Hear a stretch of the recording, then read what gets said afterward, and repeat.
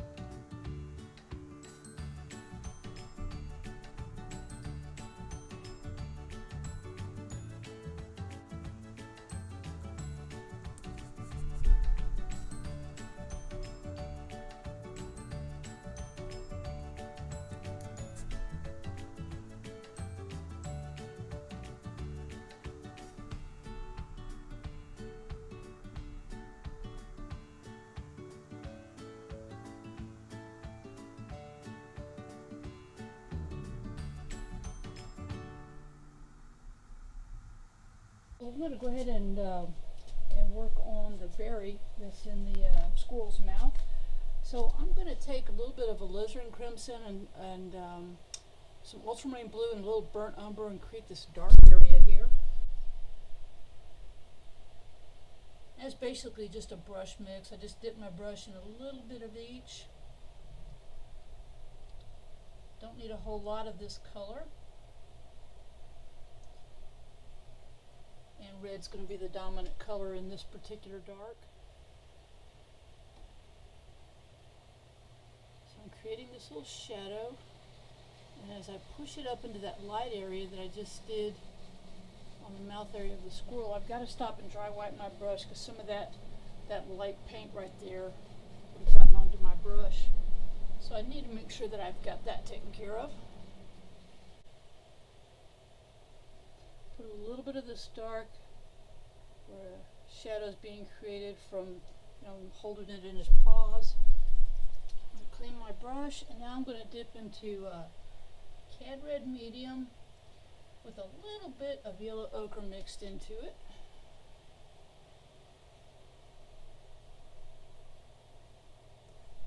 And now I'm going to wipe my brush and just get some straight cad red medium. Mix in with that. I just felt like that did not look rich enough for what I was trying to accomplish right there. It had a kind of a chalky look to it. This area right here might be a little bit high based on the photo and where I'm seeing, the way the paws are grasped around it. So I'm going to take and erase that top edge. Thankfully my painting did not just go flying off the easel. Oh, that makes a little heart shape. That's kind of cool. Alright, so now I need to get his little paws in there. So I'm going to take a little bit more off because that's really where his paw is gripping it.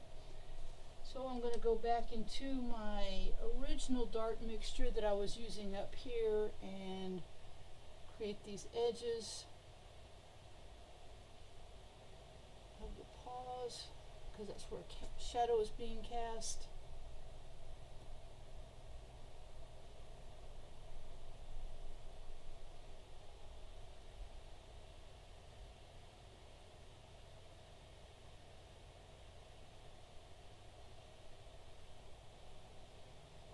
Just a little, I can see the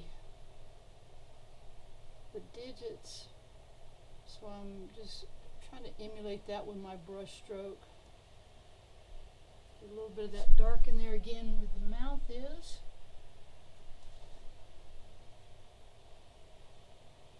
Just looks like with all the light colors that I put around it that I lost that dark area where he's got his mouth open.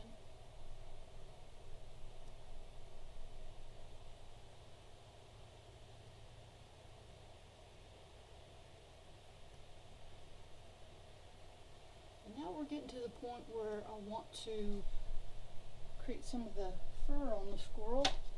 I'm going to dry whiten my brush and just dot in a few highlights. I'm going to take this, I took a mixture of, I mixed ultramarine blue and alizarin crimson, got a deep purple color. Then I made a value scale of that where I have it going from just the straight colors out of the tube, adding white to it to lighten it. As I lightened it, it had too much of a harsh purple color, so I went in and added yellow ochre to gray it. Let's see, I probably have that on my chart right here. Yeah, right here. Should be able to see that. Alizarin crimson, yellow ochre.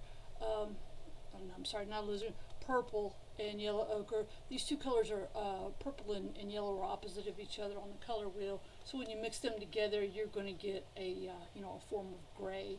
And so when I made my value scale going from dark to light, when I added the white to just the purple, it was too garish, and so I had to gray it with a little yellow ochre. Hopefully that makes sense. So anyway, now if I can remember what I was doing. Oh yeah, I was gonna it's gonna paint the digits on his hands. So again, this is my purple mixture with white and yellow ochre added to it to gray it somewhat. And by just laying my brush stroke down and leaving it alone, you're able to see the highlighted color and the dark color in between it. If I was to keep painting over that color, it would I would lose a lot of the light. And on this one, all you can see is just kind of the edges there. So what you want to try to do when you're painting is just, follow these light patterns that you're seeing here. Like if I can't really make out what that is, it could be snow attached.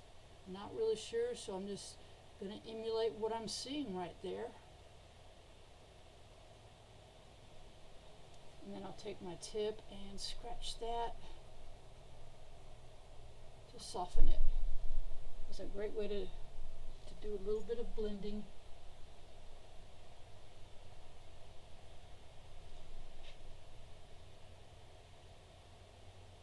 Pick up a few highlights right in here.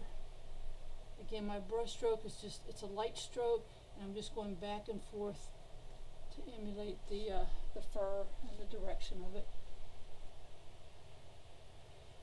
Now, it looks like I might have gotten that a little too yellow, so I can actually dull the yellow by working some purple into it.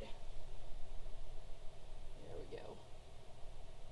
Get it back to what I was trying to accomplish. Now, there's a couple ways that you can do fur. I can continue on with this bristle brush and just, create these little short strokes that I'm seeing in the direction of the fur, and just keep doing all these rows, or I can use a fan brush. And so I'm going to do that. Sometimes it takes a little bit of practice and manipulating with it. I just want to look at the patterns that I'm seeing here.